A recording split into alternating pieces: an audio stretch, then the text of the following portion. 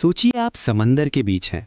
आसमान बिल्कुल साफ है, हवा हल्की सी चल रही है, इंजन स्मूथली काम कर रहा है, कंपास बिल्कुल सही डायरेक्शन दिखा रहा है, सब कुछ नॉर्मल लग रहा है। और फिर अचानक कंपास घूमना शुरू हो जाता है। रेडियो से आवाज़ आती है कि सिग्नल वीक हो रहा है।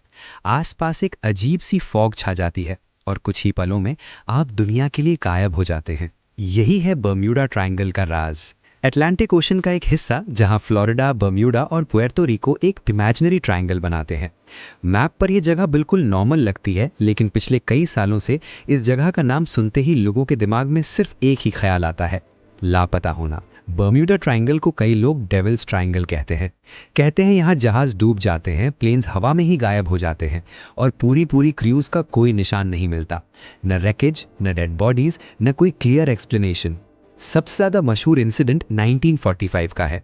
यूएस नेवी के 5 ट्रेनिंग एयरक्राफ्ट रूटीन मिशन पर निकले। ये एक्सपीरियंस्ड पायलट्स थे, नए नहीं। वेदर रिपोर्ट बिल्कुल क्लियर थी, लेकिन कुछ ही देर बाद रेडियो पर उनकी आवाज़ बदलने लगी। लीड पायलट ने कहा कि उनका कंपास काम नहीं कर रहा और समंदर और आसमान दोनों अजीब लग रहे हैं। थोड़ी देर बाद उनका कॉन्टैक्ट कंप्लीटली कट हो गया। 5 प्लेन्स, 14 लोग और उनका रेस्क्यू एयरक्राफ्ट सब के सब गायब। आज तक न उन प्लेन्स का कोई हिस्सा मिला, न कोई सॉलिड एक्सप्लेनेशन। ये सोचना गलत होगा कि सिर्फ प्लेन्स ही गायब हुए। कई बड़े बड़े शिप्स जिन पर हजारों टन्स का कार्गो था, इस एरिया से गुजरते हुए कभी अपनी डेस्टिनेशन तक नहीं पहुंचे। कुछ शिप्स बाद में मिले भी, लेकिन बिल्कुल खाली। खाना टेबल पर पड़ा हुआ, कपड़े कैबिन्स पे रखे हुए, लेकिन एक भी इंसान मौजूद नहीं। सवाल ये उठता है, अगर कोई अटैक हुआ होता तो स्ट्रगल के निशान होते, अगर स्टॉर्म होता तो रैकेज मिलता, लेकिन यहाँ तो जैसे लोग हवा बन के उड़ गए। साइंस इस मिस्ट्री को एक्सप्लेन करने की कोशिश करती है। एक्सपर्ट्स कहते हैं कि बर्म्यूडा ट्रायंगल में मैग्नेटिक एनोमलीज पाई जाती है, यानी यहाँ अर्थ का मैग्नेटिक फील्ड थोड़ा अनस्टेबल है। कंपास नॉर्थ की जगह गलत डायरेक्शन दिखा सकता है।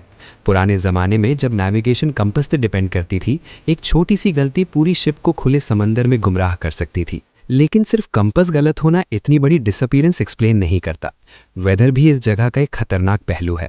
बर्म्यूडा ट्रायंगल के ऊपर अचानक मैसिव स्टॉर्म्स पैदा हो जाते हैं। कभी बिल्कुल शांत समंदर होता है और कुछ ही मिनटों में आसमान का रंग बदल जाता है। बिजली चमकने लगती है, हवा तूफान बन जाती है और समंदर में ऐसी जायंट वेव्स उठती हैं जो किसी बिल्डिंग जितनी ऊंची होती हैं। ऐसी वेव किसी भी शिप को पल भर में निकल सकती है, बिना कोई ट्रेस छोड़े। फिर आती है मीथेन गैस की थ्योरी। समंदर के नीचे मीथेन गैस के बड़े पॉकेट्स मौजूद हैं। अगर ये गैस अचानक सरफेस पर रिलीज हो जाए तो पानी की डेंसिटी कम हो जाती है। इसका मतलब शिप का वेट सपोर्ट करने के लिए पानी का प्रेशर काफ़ी नहीं रहता और शिप सीधी नीचे डूब जाती है। न ब्लास्ट, न स्ट्रगल, न time to send a distress signal. ये थ्योरी लॉजिकल तो लगती है, लेकिन फिर भी कुछ इंसिडेंट्स इससे भी ज़्यादा अजीब हैं। कई पायलट्स और सेलर्स जिन्होंने बर्म्यूडा ट्रायंगल से सेफली गुजरा, उन्होंने बताया कि उन्होंने स्ट्रेंज लाइट्स, ऑड क्लाउड्स और इलेक्ट्रिकल फेलियर्स महसूस किए। कुछ पायलट्स कहते हैं कि उनके इंस्ट्रूमेंट्स बिल्कुल डेड हो गए, जैसे किसी ने स्विच ऑफ कर दिया हो।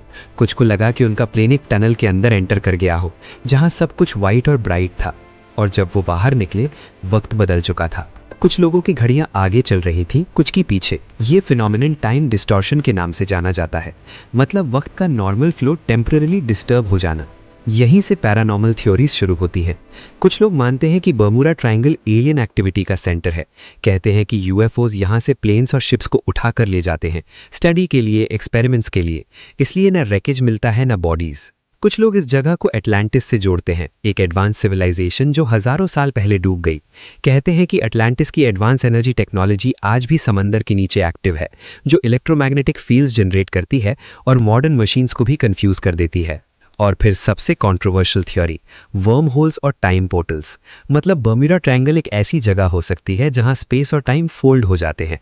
जो चीज़ यहां एंटर करती है वो किसी और डायमेंशन, किसी और वक्त या किसी और जगह पर निकल जाती है। शायद इसीलिए कुछ चीज़ें कभी वापस नहीं आती और कुछ सिर्फ कुछ सेकंड्स के लिए गायब होती हैं।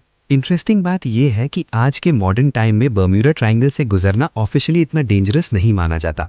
रोजाना हंड्रेड्स ऑफ कमर्शियल फ्लाइट्स और कार्गो शिप्स यहाँ से सेफली गुजरती हैं। इंश्योरेंस कंपनीज भी इस रूट को नॉर्मल कंसिडर करती है। इसका मतलब ये हो सकता है कि पहले के इंसिडेंट्स को एग्जैजरेट किया गया हो, या फिर ये भी हो सकता है कि मॉडर्न जीपीएस सैटेलाइट्स और एडवांस रेडार सिस्टम्स ने उस मिस्ट्री को कंट्रोल कर लिया हो। समझा? अभी भी पूरी तरह नहीं। बर्म्यूडा ट्रायंगल शायद एक जगह नहीं बल्कि एक रिमाइंडर है। रिमाइंडर कि नेचर के पास आज भी ऐसी ताकत है जो इंसान पूरी तरह समझ नहीं पाया। समंदर आज भी अपने राज छुपाए हुए हैं, और कुछ कहानियां ऐसी होती हैं जो सिर्फ सुनाई जाती हैं, समझाई नहीं जा सकती। अगर आज भी कहीं समंदर के बीच एक कंपास अचानक घूमने लगे और रेडियो पर आवाज डिस्टॉर्ट हो जाए, तो शायद आप भी समझ जाएं कि आप सिर्फ पानी के ऊपर नहीं, आप एक राज के ऊपर हैं। वीडियो अच्छी लगी तो सब्सक्राइब और सपोर्ट करें। थैंक्स।